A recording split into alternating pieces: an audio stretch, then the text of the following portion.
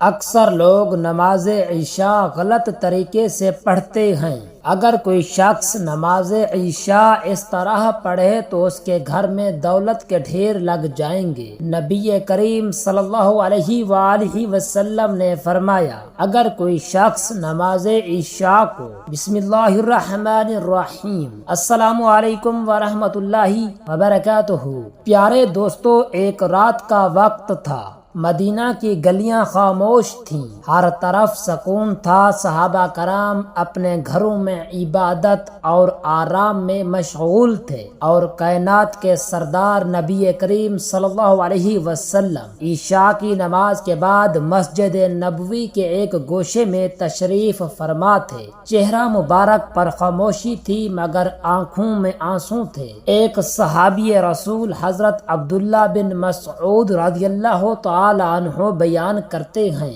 کہ میں رات کے وقت مسجد میں آیا تو دیکھا کہ حضور اکرم صلی اللہ علیہ وسلم تنہا کھڑے نماز پڑھ رہے ہیں۔ میں بھی خاموشی سے پیچھے جا کر کھڑا ہو گیا۔ آپ صلی اللہ علیہ وسلم سورۃ النساء کی آیت پڑھ رہے تھے۔ ترجمہ یعنی جب ہر امت سے گواہ لایا جائے گا اور آپ کو ان پر گواہ بنایا جائے گا۔ آپ بار بار یہی آیت دہرا رہے تھے اور ہر بار آنکھوں سے آنسو بہ رہے تھے، یہاں تک کہ داڑھی مبارک تر ہو گئی اور زمین پر آنسو گرنے لگے۔ میں نے اپنے دل میں سوچا کہ اللہ تعالیٰ کے رسول صلی اللہ علیہ وسلم امت کے انجام کو یاد کر کے کس قدر رو رہے ہیں، اور اس وقت رات کی تنہائی میں صرف اللہ تعالیٰ کے سامنے عرض کر رہے ہیں۔ جب آپ نماز سے فارغ ہوئے تو میں نے ادب سے عرض کیا، یا رسول اللہ صلی اللہ علیہ وسلم، آپ اس قدر گریہ کیوں فرما رہے ہیں؟ تو آپ صلی اللہ علیہ وسلم نے فرمایا، اے ابن مسعود، جب یہ آیت میرے دل میں اتری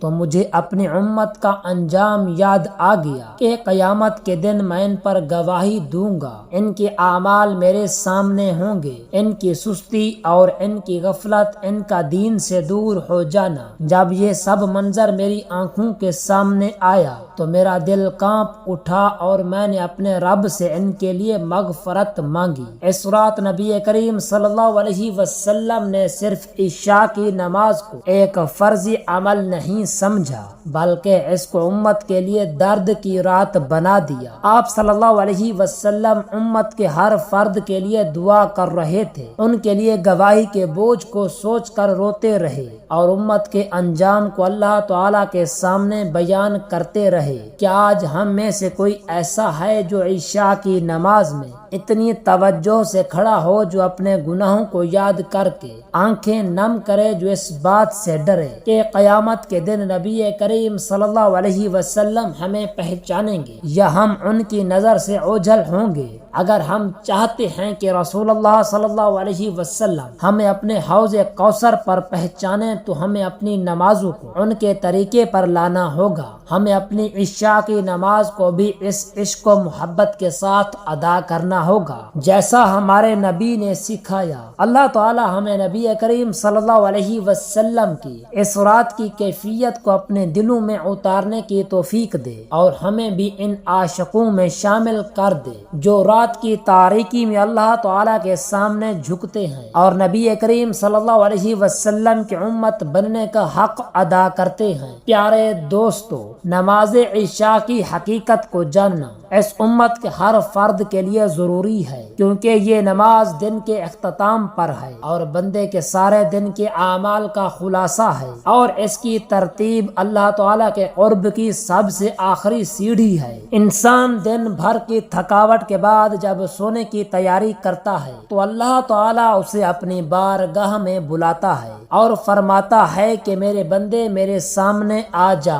میں تیرا دن بھی سوار دوں گا اور تیری رات بھی روشن کر دوں گا۔ عشاء کی نماز کے بارے میں اگر نبی کریم صلی اللہ علیہ وسلم کے ارشادات کو پڑھا جائے تو دل کانپ اٹھتا ہے، کیونکہ آپ صلی اللہ علیہ وسلم نے فرمایا، کہ اگر لوگوں کو عشاء کی نماز کی فضیلت کا علم ہو جائے تو وہ گھسیٹتے ہوئے اس میں شریک ہوں۔ نبی کریم صلی اللہ علیہ وسلم نے فرمایا کہ منافق پر سب سے بھاری نماز عشاء اور فجر کی نماز ہے۔ اگر تمہیں معلوم ہوتا کہ ان میں کیا فضیلت ہے تو تم رینگ کر آتے۔ اس کا مطلب یہ ہے کہ جو شخص عشاء کی نماز کو معمولی سمجھے وہ نفاق کے خطرے میں ہے، اور جو دل سے اس نماز کو ادا کرے وہ اللہ تعالیٰ کے انعامات کا مستحق بنتا ہے۔ اب آئیے ہم جانتے ہیں کہ نماز عشاء کو صحیح طریقے سے کس طرح ادا کیا جائے اور ان میں کون کون سی چیزوں کا خیال رکھنا ضروری ہے۔ سب سے پہلے نماز کی نیت دل سے کی جاتی ہے، اور اگر زبان سے بھی کر لی جائے تو کوئی حرج نہیں۔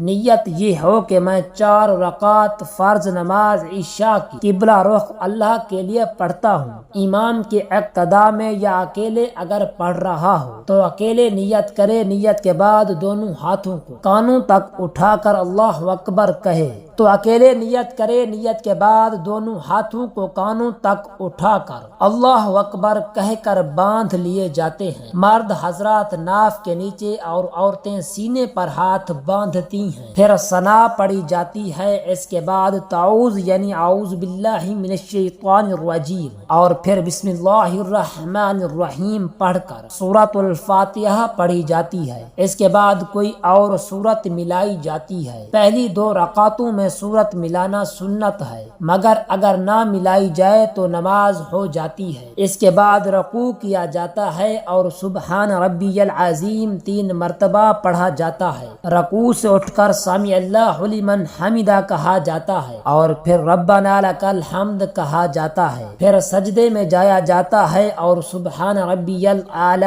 3 مرتبہ کہا جاتا ہے۔ پھر بیٹھ کر دوسرا سجدہ کیا جاتا ہے اور وہی کلمات دہرائے جاتے ہیں۔ پہلی رکعت مکمل ہونے کے بعد کھڑے ہو کر دوسری رکعت اسی ترتیب سے پڑھی جاتی ہے اور دوسری رکعت کے آخر میں التحیات پڑھی جاتی ہے۔ اگر صرف فرض نماز پڑھ رہے ہوں تو 2 رکعتوں کے بعد بغیر درود کے فوراً کھڑے ہو جاتے ہیں۔ تیسری اور چوتھی رکعت میں صرف سورۃ الفاتحہ پڑھی جاتی ہے اور کوئی سورت نہیں ملائی جاتی۔ ان دونوں رکعتوں میں سورت نہ ملانا سنت ہے اور آخر میں چوتھی رکعت کے بعد التحیات، درود اور دعا یعنی رب اجعلنی وغیرہ پڑھ کر سلام پھیرا جاتا ہے۔ سلام پہلے دائیں جانب پھر بائیں جانب کیا جاتا ہے۔ فرض نماز مکمل ہونے کے بعد سنت مؤکدہ ادا کی جاتی ہے جو 2 رکعتیں ہوتی ہیں۔ ان میں بھی سورۃ الفاتحہ کے ساتھ کوئی سورت ملائی جاتی ہے، جیسے پہلی 2 فرض رکعتوں میں ملائی جاتی ہے۔ اس کے بعد 2 رکعت نفل پڑھی جاتی ہے جو عام طور پر لوگ پڑھتے ہیں۔ اگر پڑھ لی جائے تو ثواب ہے، نہ پڑھیں تو کوئی گناہ نہیں، لیکن سنت مؤکدہ کا چھوڑنا معمول نہ بنے، کیونکہ نبی کریم صلی اللہ علیہ وسلم نے ان کی پابندی کی ہے۔ ان کے بعد وتر کی نماز پڑھی جاتی ہے جو 3 رکعتوں پر مشتمل ہوتی ہے۔ وتر کی نماز واجب ہے اور اس کو جان بوجھ کر چھوڑنا گناہ ہے۔ وتر کے 3 رکعتوں میں پہلی 2 رکعتوں میں سورۃ الفاتحہ کے ساتھ سورت ملائی جاتی ہے، جیسے عام نماز میں تیسری رکعت میں سورۃ الفاتحہ کے بعد ہاتھ اٹھا کر اللہ اکبر کہہ کر قنوت کی دعا پڑھی جاتی ہے، پھر رکوع اور سجدے کر کے سلام پھیرا جاتا ہے۔ اس طرح عشاء کی نماز مکمل ادا ہو جاتی ہے۔ لیکن ان سب میں سب سے اہم چیز دل کی حاضری ہے۔ اگر ہم نے صرف ظاہری عمل پر زور دیا اور دل اللہ تعالیٰ کی طرف نہ جھکا تو نماز کا حقیقی مقصد فوت ہو جاتا ہے۔